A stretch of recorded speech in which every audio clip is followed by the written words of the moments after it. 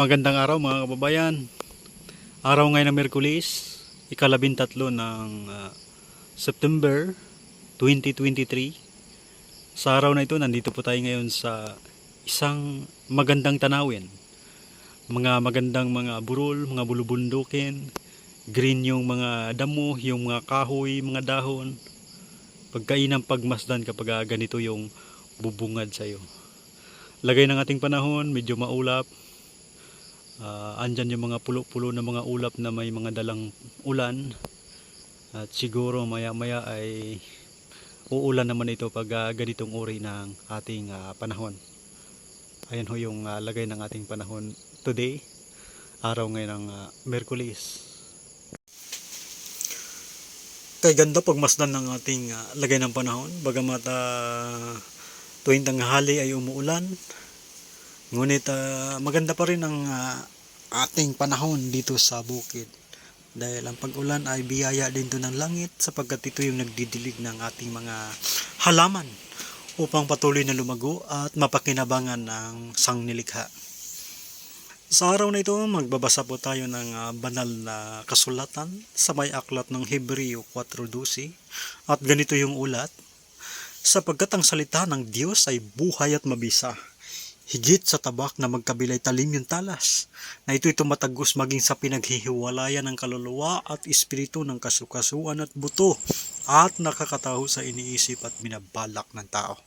O yun po yung ulat ng aklat ng Hebreo, mga kababayan, na ang salita ng Diyos ay talagang matalas, na ito'y pag tumama sa isang taong makasalanan ay hindi siya namamatay, kundi sa makatuwid ay nagbabago ang kanyang pagkatao. Mula sa pagiging masama ay tungo sa pagiging mabuti, sapagkat tumatagos ito sa puso't isipan at nakakaalam ng iniisip at binabalak ng tao.